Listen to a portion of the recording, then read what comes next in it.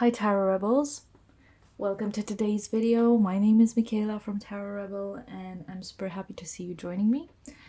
It's finally October, so Halloween season is upon us, and here I am thinking, what can we do to make this more fun, more entertaining, less creepy, less spooky, less scary. So I decided on Spooktober 2021. And I feel the need to preface this. This is just my personal opinion. It's my definition and my version of spooky and creepy. It might be different from yours, and that's okay. Both opinions, all the opinions are allowed to sit in the same space. We are allowed to have different versions of creepy, cute, insert whatever adjective you want. So this doesn't mean that my point is not valid. This doesn't mean your point is not valid. They just coexist in the same space, and it's perfectly fine. So this is the last installment of the Spooktoberfest 2021 series that I've done this month, and we're gonna check out some of my black, white, and red, sometimes tarot decks that I have in my possession, and let's check out their their creepy factor. And without further ado, let's get into this. So first off, we have the Lost Hollow Tarot. This is a deck I got last year after I backed it on Kickstarter, and I do have a video, a walkthrough of it. However, I'm thinking of refilming that because the quality isn't that great.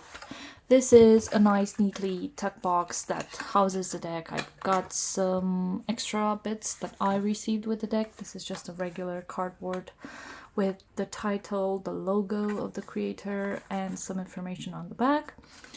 It does say here the first edition. Also need to specify this is the mini version. There's a tarot size, like regular tarot size deck, which I don't have, and I'm honestly a bit sad I didn't get. However, this deck is cute, is nice. I do use it from time to time, so I do like it. I think you can still find it on Etsy. The creator is Pixel Occult. I think the information is on the back of the deck. No, it's not, but it would have been nice if it was. Anyway, this is their logo. It's an independently published deck. It was a Kickstarter campaign back in 2020, which I backed, and this is my pledge, basically, the mini tarot deck. It does feature an amalgamation of characters based on the RWS and Thought and I think Golden Dawn tradition, if I remember correctly. The cards were very, very well researched, designed. Sorry, I'm just trying to like make this neatly in one pile. So it does follow the same color palette, black, white, and red. It does allow for depth of symbolism, of tokens included in the images. It does have an elegant feel to it, sometimes even with the more minimalistic cards like the Ace of Wands, for example. It does feel very highbrow, if that makes sense. I'm just so clumsy today, I'm sorry. The cardstock is slightly linen finish. I'm hoping you can see the linen finish here. It's really nice, really sturdy, but at the same time very bendy.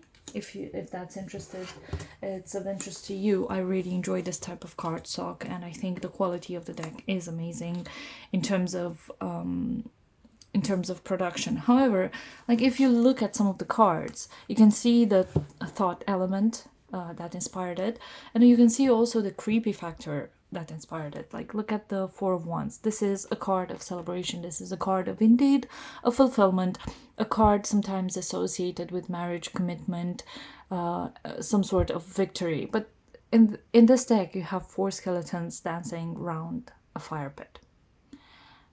okay, the keyword is fulfillment. Also, the cards, they do have keywords on them, especially the minors.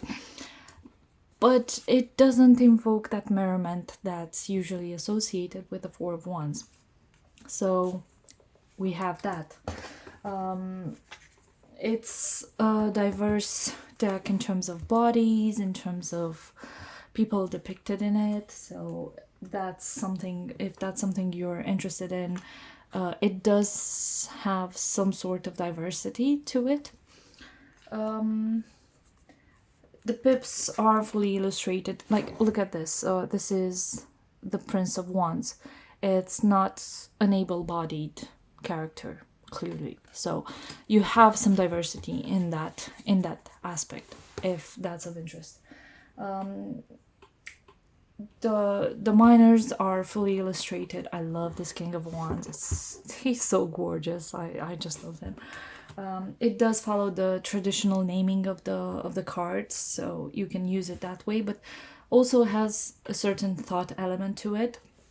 You saw the card with the prince and princesses, so you have that. The meanings of the cards do follow the three systems based on what I could read from the author. So the RWS, the thought, and the Golden Dawn tradition. So you can read it as you like. I usually read it in an RWS kind of way because it does make more sense to me. I find images more relevant to that system than anything else. Sometimes I find the keywords a bit confusing, like this Seven of Cups debauch. I think it's the same issue with the Sun and Moon Tarot because it has exactly the same word, and then you give me this image and it's not necessarily, I don't necessarily associate it with this word, so it's kind of confusing. Sometimes I just ignore the keywords and that's it. This is the deck came with some extra cards, so you have, I think, 2 devil cards, probably 2 death cards. I don't remember correctly. I just I did the walkthrough a couple of months ago, almost a year ago, I think, and I separated the cards I wanted to use, and I've included them in this deck. There are also 2 versions of the Strength card and the Justice card. So one of them is Strength number 8, Justice number 11, and the other one is with Justice number 8 and Strength number 11. So it's up to you as a reader which one you want to use. You have the option to select your tools, and this is one of the things I really enjoyed about this deck. I sometimes feel like I should just add them back into the deck and use it as a wild card because it's such an amazing little deck. I do love working with it. I don't necessarily use it only during Halloween season, but because of the creepy factor, I think it's this is the reason why I introduced it here. Like, look at this 4 of Pentacles. It says power here, but I hope you can see this is a floating head, right? It's not necessarily family friendly, if you like. What else is to say? I do like the quality of it. I'm actually considering buying the full-size deck because this one is quite tiny. I don't use it on video as much as I should because it's so tiny, and the artwork is so busy in the best way because you can get so much out of it. But if I cannot see it, then what's the point of this? Look at this King of Pentacles. Oh yeah, this was a thing. Like, some 2 of the kings were female presenting and 2 of the queens were masculine presenting.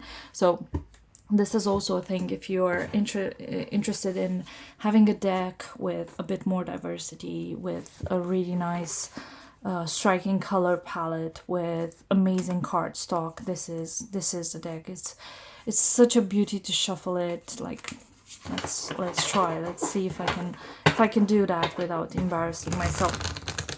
Listen to that noise. It's such an amazing sound. I remember sometimes I just get the deck from my shelf and just shuffle it, because it's such a buttery nice buttery sound it makes when you do the corner shuffles. Even this is super nice, so I really enjoy working with it. And I think that's it. The artwork would make sense on a bigger card. Like, look at this Hierophant.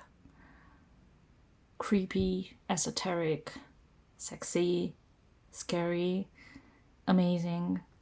I have no words. Insert that Lady Gaga thing for this deck. Yeah, so this is the Lost Hollow Tarot deck. Next up, we have the Gorgon Tarot. This is by Dolores Ficci. What is wrong with me? So this is by Dolores Ficci, and the publisher is Schiffer.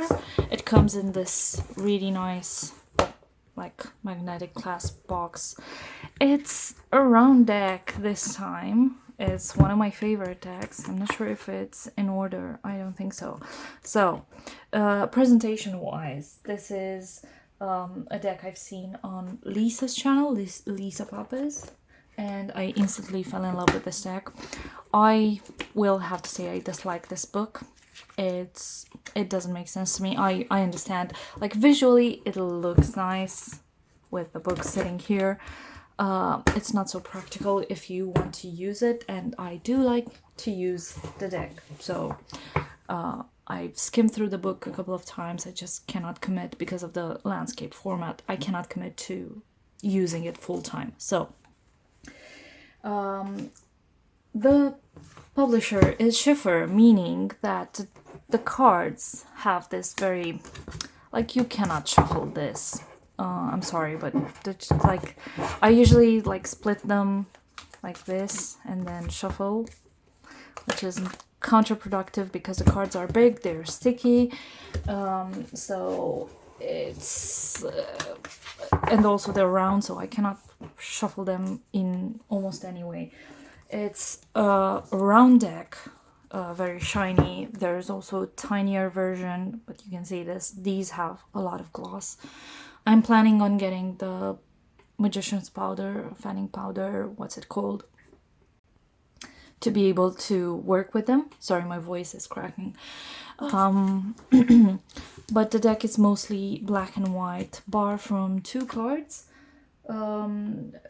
It's a 79 card deck, and the Gorgon card and the Devil card, they do have splashes of red.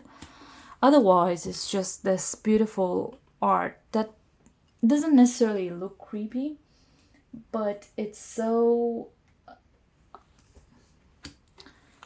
kind of out of this world, and it's not standard cute, if that makes sense. So it does have a certain character to it, which I cannot quite express in words right now.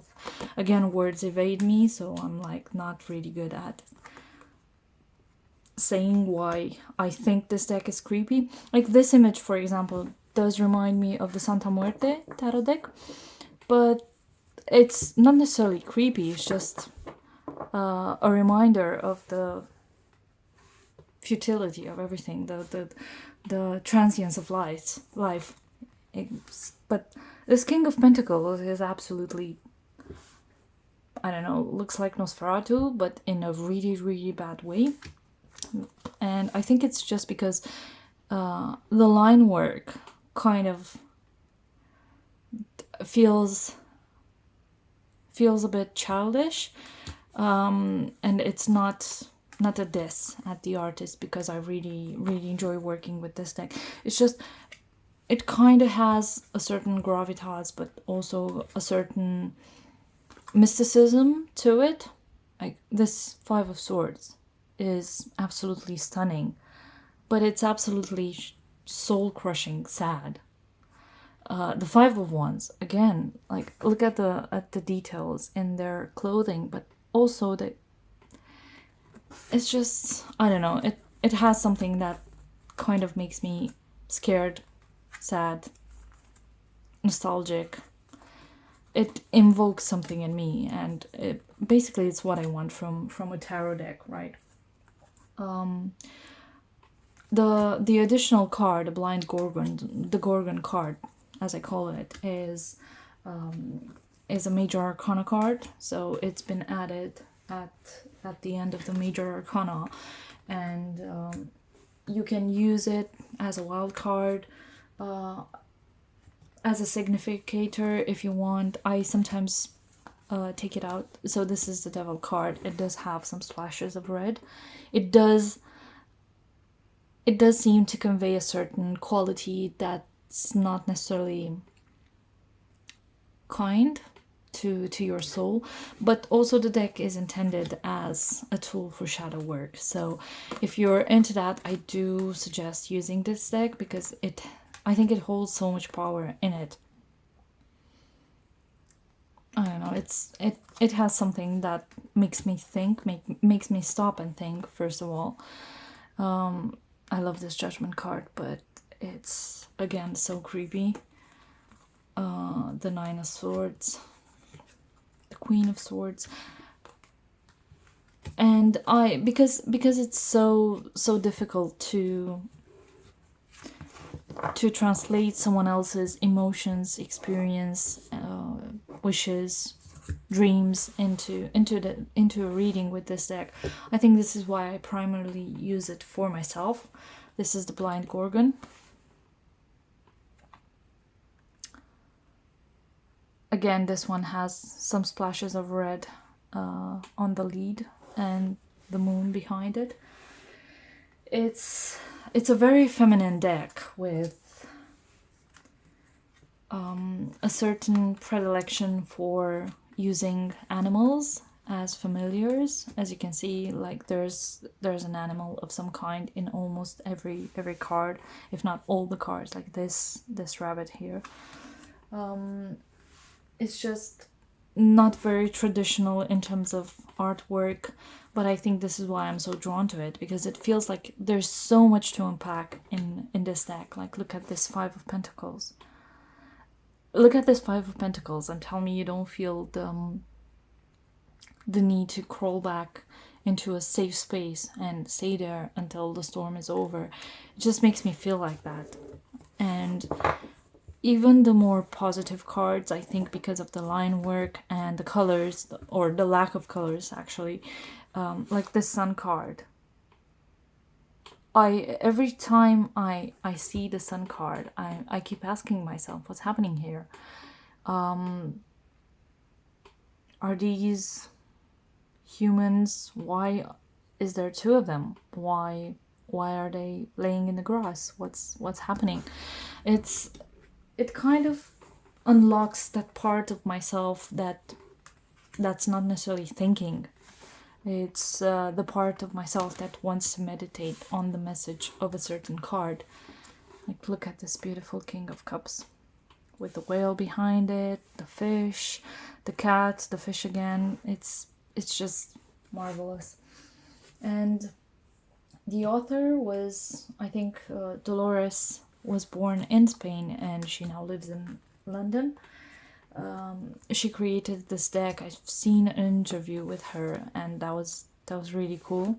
No, I've read an interview with her on the Little Red Tarot website.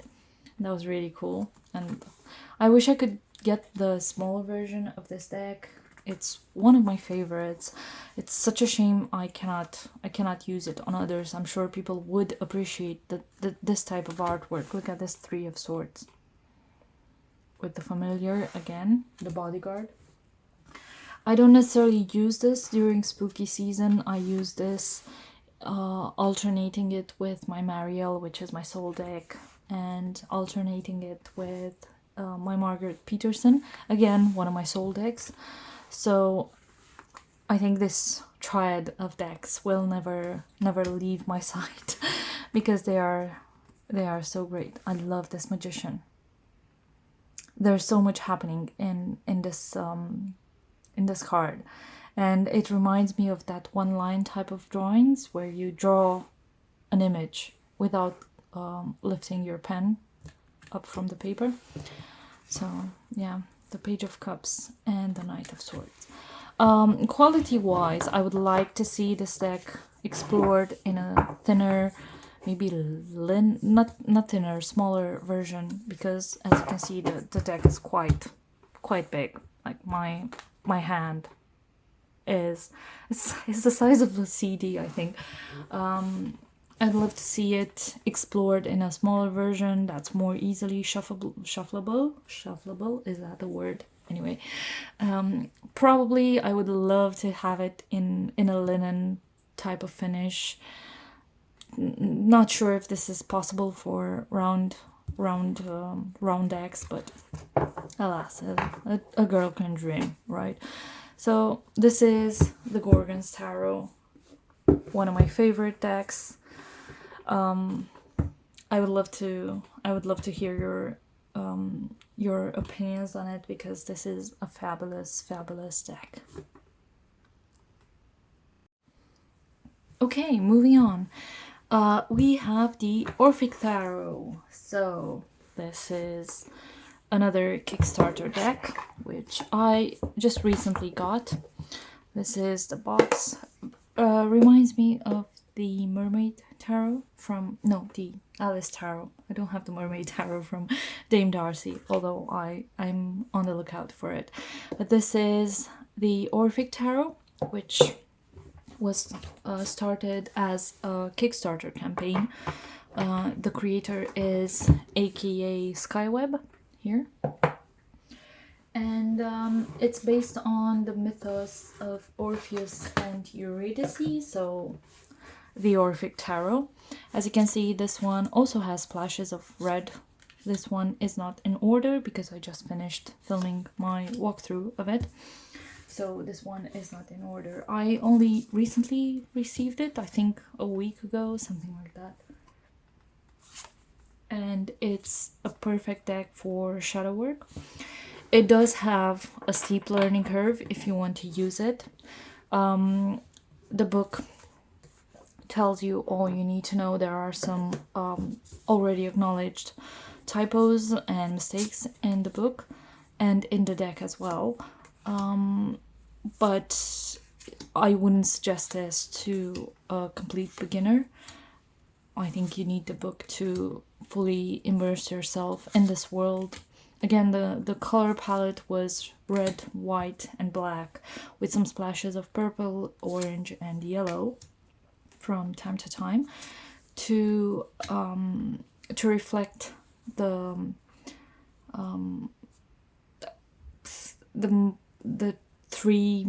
divine feminine. I'm sorry, I'm just struggling to find my words. I'm just looking at the pictures. So they do serve as reminders for the maiden, the mother, and the crone. So red, white, and black. Red for blood, white for the breast milk, and black for the dark night that comes after. And it's a deck made with so much intention behind it.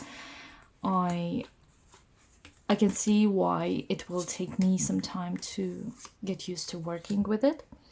And honestly, I'm not in any rush to speed up the process. I think because it revolves around the theme of life, death, and rebirth, with reoccurring references to the Orphic myth, this deck can be used as a shadow work type of deck. This is what I intend to use it for, because Orpheus descended into the underworld to save his lover, and then he lost her. Spoiler alert, everyone died. But it's so much more than shadow work. I think you can use this for healing. I would not recommend using it for people that you don't know, because some of the images might feel a bit too harsh, maybe violent, maybe something else. So it has this very ruthless energy to it, which again is something you want to use if you're doing shadow work or self-healing, but it's not necessarily something that will make people warm up to you as a reader if you use this deck, right? It, like, some of the images are a bit extreme. There are multiple cards for 8 of the Arcanas, including the Magician and some other cards. I forgot now. And you can change them, you can swap them for something that speaks more to you than the original intended card. So that's another added bonus. And you also have 2 extra decks, 2 extra cards, the Alpha and the Omega. One of them is the Magician, the other one is the World. So you can use them as well if you like, or you can just strip the deck to the 78 cards that you know and love and go from there. The quality is this really nice thick cardboard with some flex to it. Not super shiny, it's more of a semi-matte type of cardstock. Look at this deck. This is the Devil. It's kind of spooky if you ask me. I go into more detail in my walkthrough video. I will try and remember to insert that somewhere around here. And if you want to take a look and see how you feel about the deck, I suggest you go check that out. This is I'm happy I got this deck. I probably will use it to read for myself because it doesn't feel like the type of artwork people would appreciate seeing. It does feel quite violent. I do like the gilding. It has this very, I don't know, is it like a purple type of gilding? It's not necessarily black. It does feel black in certain angles, but it's quite nice. Anyway, let's try and shuffle this baby. Okay, I'm super clumsy today, so it doesn't work. But you can shuffle it any way you like, and you'll get lots of uses out of it. I do like this deck. I think I will probably study it more before I start doing readings with it, because it feels like such a massive learning curve that I need to do before I feel completely confident that I can use this deck. Or maybe I will never feel confident enough to use this deck. I mean, looking at this card, I think it's the 3 of Swords, but who knows? It kind of makes it difficult for you to see what image is and what story it relates to. So I think, again, you will have to accept and try and study the deck more before using it. So the 3 of Swords is the Alo, the she of the whirlwind. Alo was one of the 3 Harpy sisters in the Greek mythology. They were spirits of sudden, sharp gusts of wind. Their name means the Snatchers, half human, half bird women, and known as Hounds of Zeus. So the artwork is gorgeous, but the fact that you don't have the titles anywhere, or you have them in Greek, which I'm sorry, but I don't have time to start learning Greek. Like this card, it's the 10 of something. I think it's the 10 of Pentacles. I hope it's the 10 of Pentacles. This one is the 2 of Swords. So as you can see, the title or the number of the card is not necessarily placed in the same place of the card every time. So that again adds to the pressure. And if you're doing readings for someone else, they're gonna think you're a scam if you don't know what the cards you're using are. So this is the Orphic Tarot. I feel like I've rambled about it. There's also my walkthrough detailed video if you want to check this out. I do like this deck. I think it's perfect for this season. I think it's perfect for any season. Again, I don't reserve my decks. I don't necessarily reserve my decks to a specific part of the year. So I will be using this year all year round. It's just, I think it's perfect now if you want to create some, to instill some fear in your enemies.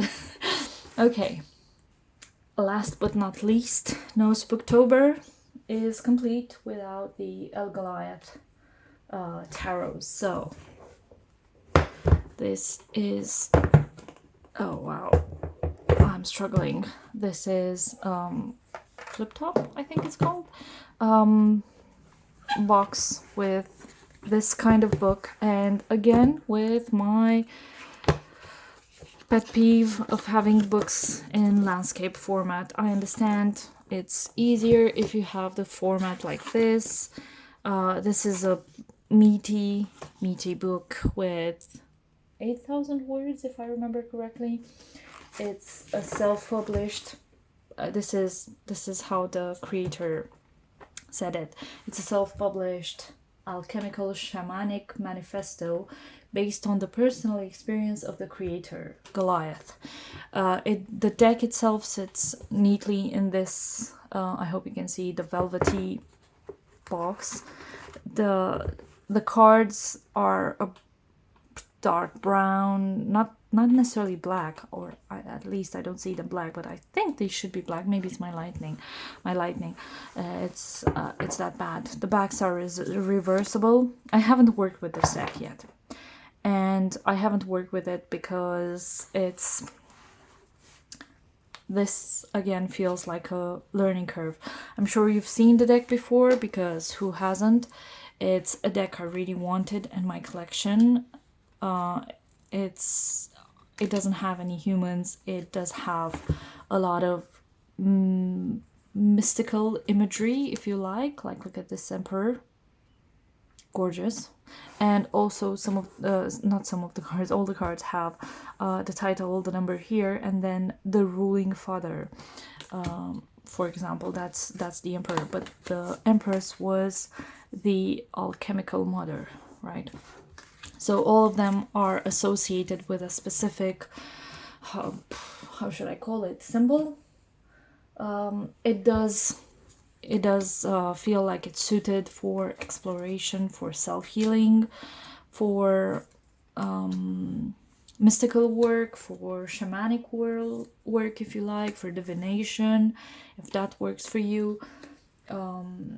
Maybe for path working. Again, I love this death card. It's just absolutely stunning.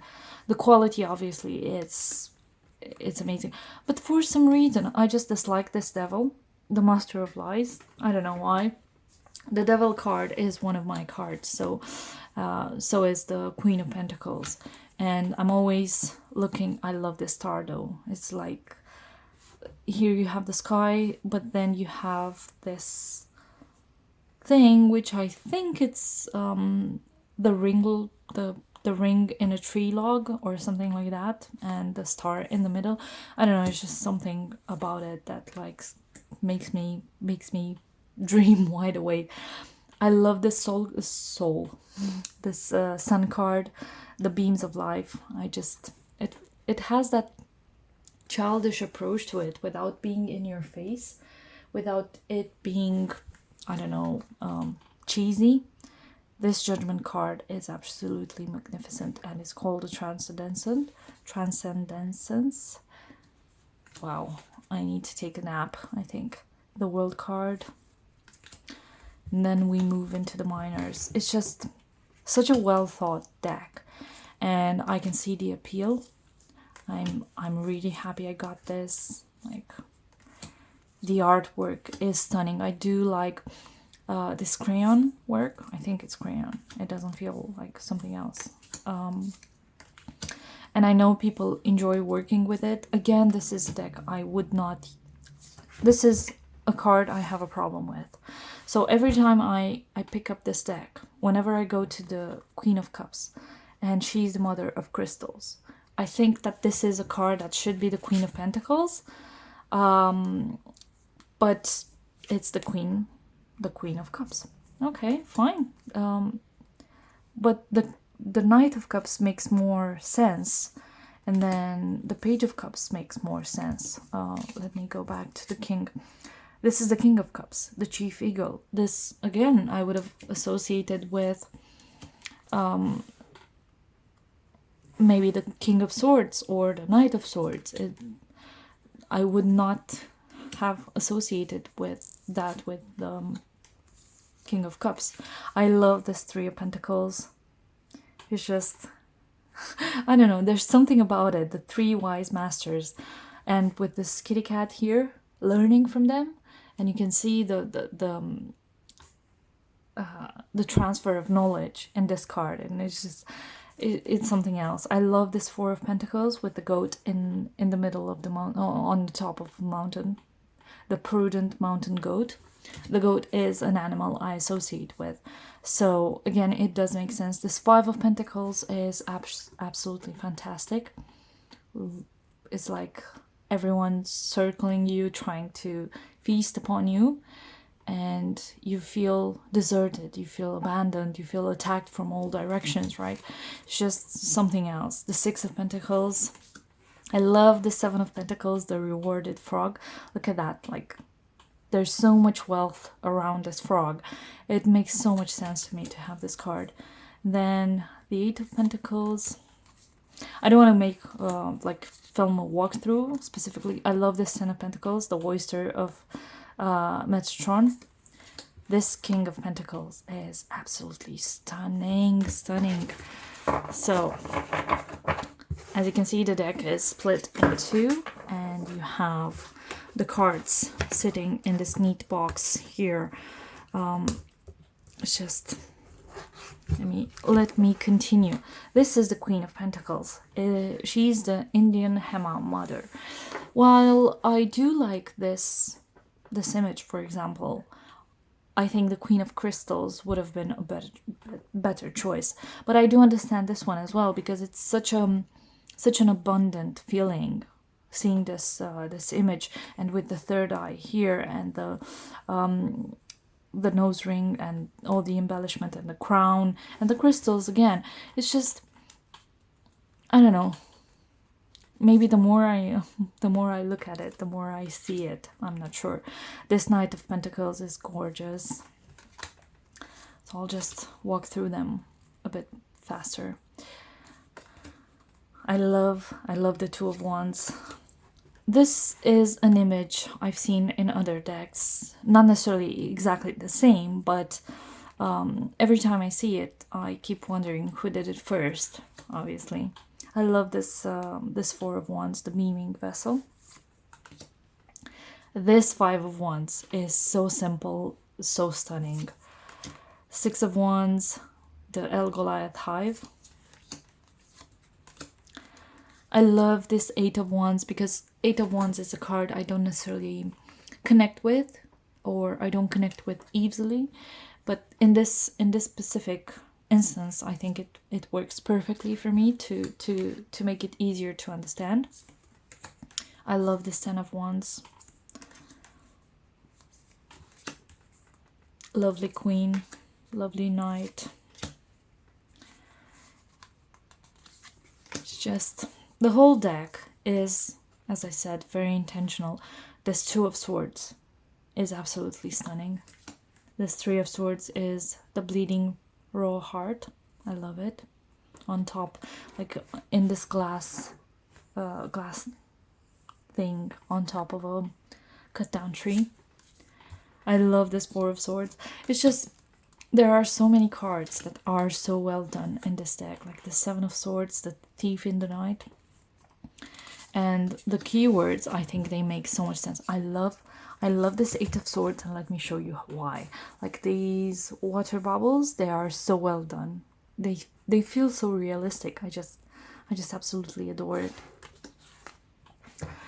The Nine of Swords and a 10, and just the King, the Queen, gorgeous Queen, the Knight, and the Page. And now we have the extra cards. So we have the Cautious, the Heedful Mouse, the Ojibwe Catcher, the Shadow Dream Catcher, the Expansion or the Shedding Snake, the Sacred Heart, the Heart and Soul of Goliath, the Karmic Release. This is the image that's on top of the box, and I really like this card. It does feel like that karmic release that they talk about, the nature, the seed of life. I love this because I always have cones around me. They're some of my favorite things, so it's just remind me of that. The Sacred Fire, the Karmic Soul, the Hidden Inner Strength. Look at this predator shadow here. And the Masks, the Hidden Wolf. This is a very, very powerful card. So while the deck itself isn't that, it does feel like really good, well-intended art. I think the meat of the deck sits with this extra bit of the deck, like with the extra card, like the Shadow Self, the Dark Inner Swamp, and the Shaman, the Star Seed. I love the Sage. Obviously, I do have the Sage here. I mean, I always do. And the Yes or No cards. So, as I said, the deck itself, very well done, but the strength of this deck, I think it comes from those extra cards. I think the purpose of them being in the deck, I think it's very, very, very intentional, and it does make sense to have them in the collection. And this is why I'm still reading upon the deck, and this is why I'm still learning how to use it. Again, I just like this book so much. I understand the reason behind it. The quality of it is really nice. It's just I don't like landscape books. That's it. So that concludes my Spooktoberfest 2021. I was thinking of adding some Oracle decks, but I'm not a massive collector of Oracle decks, so I don't have too many of them. I hope you enjoyed my ramble. This was the last installment of this year, maybe. We'll see if my collection grows enough. We can expand it next year. I would love to hear your comments, your thoughts, your suggestions, your ideas in the comment section down below. Let me know if you have any of the decks, what impression you have on them, and if you can spare a second of your life to like, share, subscribe to my channel, to leave a comment. It would mean the world to me. If not, I still want to thank you for being with me today, and I do hope to see you in another video. Thank you so much, and bye for now.